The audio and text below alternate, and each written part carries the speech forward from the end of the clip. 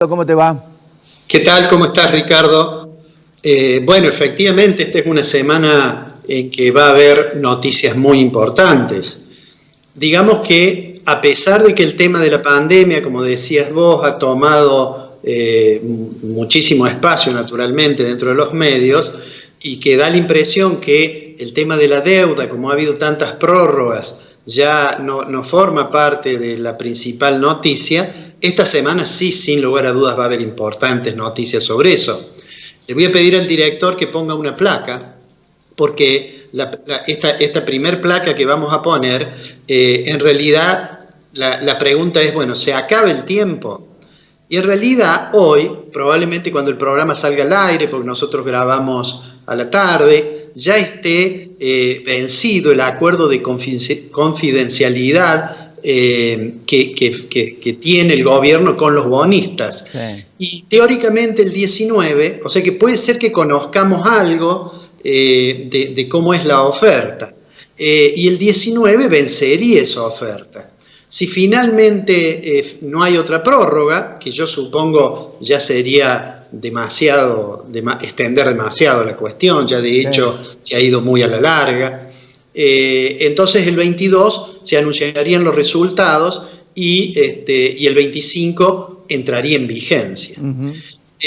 Vuelvo a insistir en algo que hemos dicho, mi impresión es que efectivamente va a haber un acuerdo, tal como decías recién, el gobierno ha ido mejorando lo que fue la propuesta inicial, de aquella primera propuesta en la cual el gobierno decía que no se iba a mover, es obvio que ha habido cambios en la propuesta y seguramente si finalmente esta semana se llega a un acuerdo, vamos a ver que hay una distancia que se puede medir por el valor presente neto de los bonos, tal como decías vos, seguramente va a ser un valor más alto que el de inicialmente se había pensado.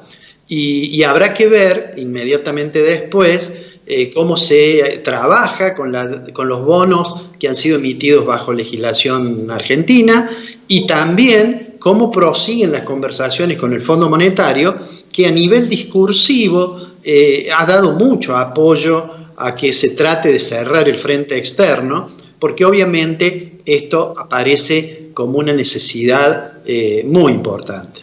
En el medio de esto estuvo esta novedad que comentamos el programa pasado sobre el tema de esta cerealera, y sobre ello sí me gustaría hacer una reflexión porque también en alguna medida afecta la negociación, afecta las expectativas.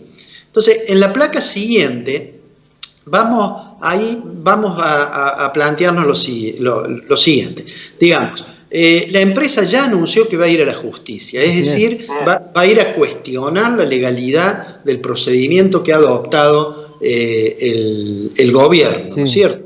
Sí. Más allá de eso, más allá del resultado que obtenga en la justicia, más allá de que a lo mejor ir a la justicia forme parte de una estrategia para negociar, la segunda cuestión que figuraba allí en la placa es esto de los temores de los productores. Es decir, ya se han visto declaraciones de dirigentes de entidades rurales, se han visto además, se ha explicitado un temor de que esto vuelva a ser una confrontación. Si sigue la expropiación, como aparentemente el gobierno ha planteado, la idea de los productores es que este es como un primer paso para ir sobre los intereses del sector agropecuario. De todos modos, tanto el presidente como el ministro Culfas han dicho en un par de oportunidades que esto en realidad no es una decisión de confrontar. Ahora, lo que está claro, y por usar una expresión que se hizo famosa con la 125, esto, Ricardo, es una señal no positiva. Claro. Sin lugar a dudas, esto intranquiliza al sector y eso es un problema para un gobierno que va a necesitar, arreglada la deuda, de tener buenos saldos exportables, porque va a haber que pagar el compromiso que se asuma. A ver, Alfredito, no vamos a descubrir absolutamente nada, simplemente reproducir lo que muchos economistas han dicho, vos lo has dicho también acá. Vos no podés dejar de pagar 503 millones de pesos, de dólares, digo, porque no lo tenés o querés prolongarlo y hacerte cargo de una deuda de 1.350. Es una cachetada precisamente a la confiabilidad de un acuerdo por la deuda que evidentemente queda a trasluz, ¿no? Sí, e inclusive da la impresión que esa especie de contradicción que está señalando también está en la idea de algunos funcionarios y da la impresión que hacia el interior del gobierno, sí, hacia el interior de la coalición gobernante, también hay diferencias respecto de cómo proseguir esto. Finalmente, por hacer breve la columna de esta semana, porque seguramente en el bloque con Patricia Bullrich vas a tener mucho tema para hablar, ¿no es cierto? Pero digo, el último tema es que, bueno, la semana pasada el INDEC dio a conocer la inflación, 1.5 de nuevo. Eso quiere decir que en los últimos 12 meses, que es el gráfico que estamos viendo allí, la inflación en los últimos 12 meses fue 43,4.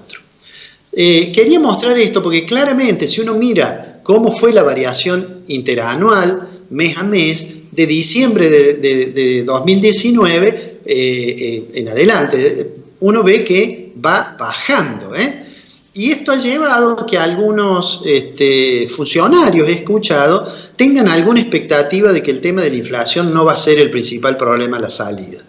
Yo creo, y ya lo hemos dicho, que hay un conjunto de problemas que una vez que pase la pandemia, si efectivamente esto ocurre pronto, de todos modos vamos a enfrentar los problemas y los desequilibrios que teníamos antes de esta situación, pero agudizados. Y uno de esos problemas, Ricardo, yo diría, hay dos problemas centrales, creo yo. La recuperación del nivel de actividad, por supuesto, pero hay dos problemas centrales que va a tener que mirar el gobierno.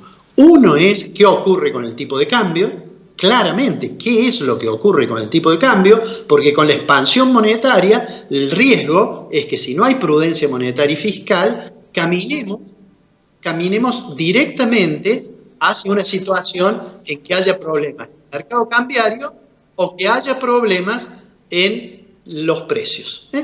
Básicamente, la salida de esto, Ricardo, y esperemos que el gobierno sea capaz de arreglar el frente externo, la salida de esto, como ya hemos dicho, va a ser con más déficit y va a ser necesariamente con inflación alta y el gobierno deberá cuidarse muy bien de no tener una situación de inestabilidad cambiaria muy aguda. Volviendo a lo que decía al principio, vamos a tener novedades sobre la reestructuración de la deuda seguramente. Ya es demasiado el tiempo, creo yo, que el gobierno ha insumido. Probablemente haya sido una estrategia para la negociación, pero me parece que el tiempo se agota. El tiempo se agota. Y debemos pensar que si el gobierno toma decisiones como la que tomó con la cerealera, no contribuye a un clima en que podamos esperar mucha prudencia a la salida de estas dificultades. Lo vamos a ver las semanas próximas. Se está terminando esta serie de noticias sobre el problema del endeudamiento. Lo vamos a ver seguramente la semana próxima y uno no puede menos que expresar el deseo de que haya prudencia en el gobierno en todos los frentes que tiene que mirar. En el frente externo y también en las decisiones que tome con relación a la economía doméstica, porque sin lugar a dudas ambos planos están vinculados. Pero bueno, eso será tema para la columna de la semana que viene, Ricardo. Exactamente, Alfredo. Yo creo que, y para coincidir contigo, me parece que el tema de la institucionalidad y la inseguridad jurídica que está mostrando la República Argentina, particularmente este gobierno con, digamos, las decisiones que está tomando, tampoco generan confianza no solamente en el arreglo de la deuda, sino en los posibles inversores futuros que puedan llegar a la Argentina, teniendo en cuenta el descalabro que precisamente desde el punto de vista institucional pretende este gobierno o pretende llevar este gobierno como alternativa, digamos, de un pseudo progresismo inexistente, ¿no? Sí, digamos que la salida de esto, con un nivel de actividad derrumbado, con cambios en la conducta del consumidor, con una expansión monetaria realmente muy importante, con dificultades en el sector externo y con un marco internacional que, sin lugar a dudas, pensar en la recuperación significa que Argentina haya cerrado el frente externo y en algún momento, que no va a ser inmediato, que tenga acceso a los mercados internacionales de capitales. Alfredo, un abrazo, nos vemos la semana que viene.